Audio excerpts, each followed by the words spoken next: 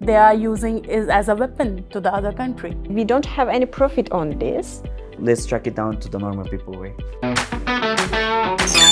They are using is as a weapon to the other country. Have any profit on this, and also we need. So let's track it down to the normal people way.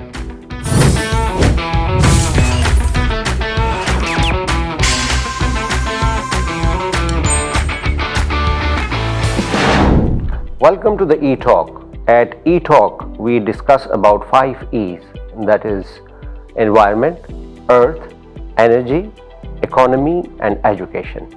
I'm joined by vibrant intellectuals, and on my right is Ezgiye. She is from Turkey, and she is an international relations expert.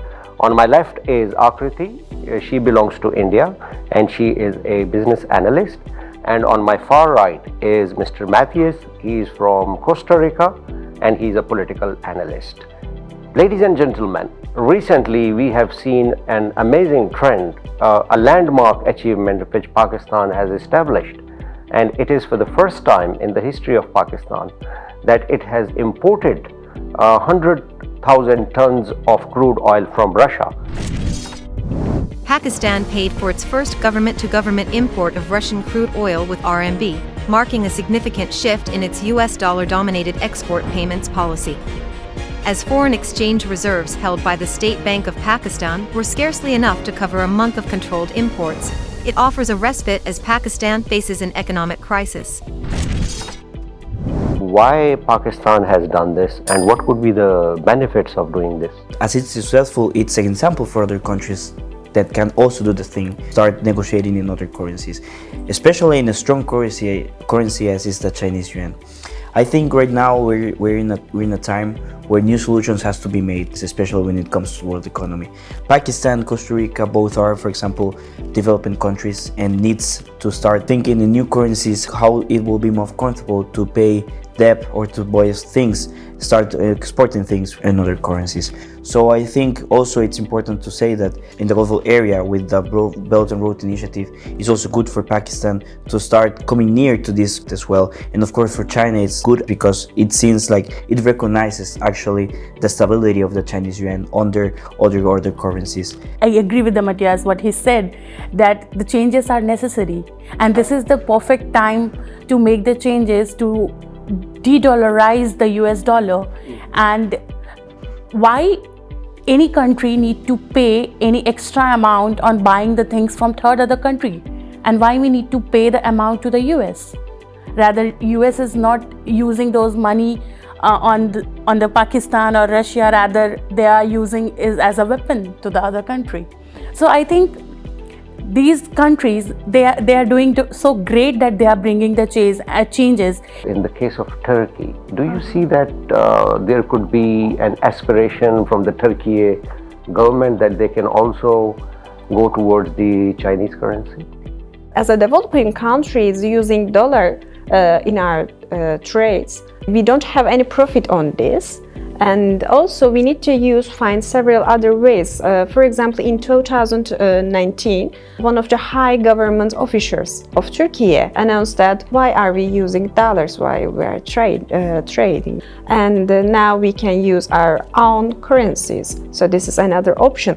Using Chinese yuan is one way. Using our own currencies is one way. We have seen this trend of de-dollarization driving different countries now. What is the potential cause of this?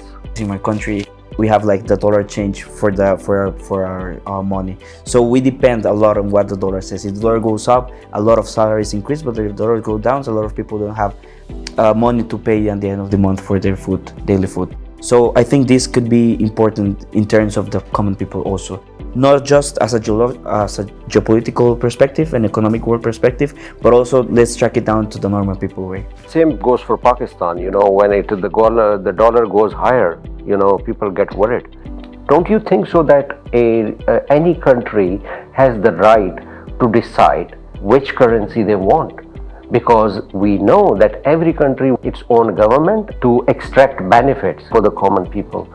Do you think so that this is actually driving a trend as far as the de-dollarization is concerned?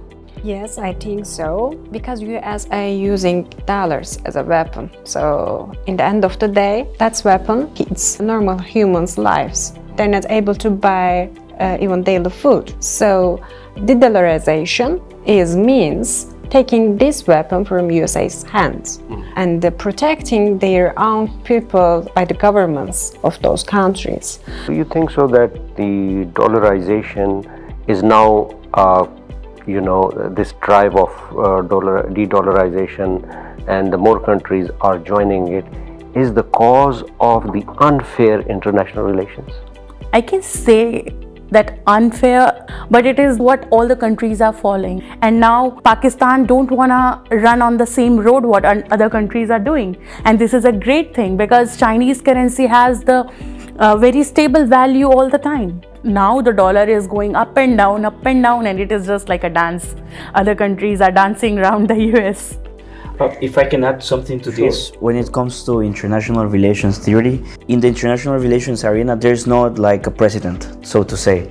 There is like the fetus of the most powerful country. So sometimes, and that's what the realist school of thought, as we know, it's like putting in the show that there are more important actors in the arena, not just one country. And it also, this of course have to do with world's economy. Yes, you raised a very important point. And let me extend it further. So this new trend, what do you think so? Will it have its positive implications for the world? Or do you think so there could be some negatives? I believe the box is the problem right now. If we mean the American economical hegemony is the box, that box is the problem. When we are solving this problem, we can face some small issues, but we can together solve those issues too. BRI's approach to cooperation is really affects me, because I'm born in a world which is, there's a one big brother trying to take all the goods for themselves and then left really less to others. And now the others creating a new box, which is equal, even that USA, it will be help for the even USA's people. Now I think it's the time where the world has realized that they want to have their own independence while making their choices for the welfare of the people and for the sustainability of the governments. The good thing about this is that we have seen the times of the unipolarity. We have seen the transition towards bipolarity, and now we are living in the world of multipolarity. This new concept of multipolarity, where there is not a single hegemon, the power shift has been divided between different countries. China is the champion of the multipolarity along with Russia. I think this is a new trend. This is a step towards a new international relations, because the world needs more peace, the world needs more cooperation, and the world needs an economic structure where the governments have their own independence. Thank you very much. I am signing off now. Until next time, thank you.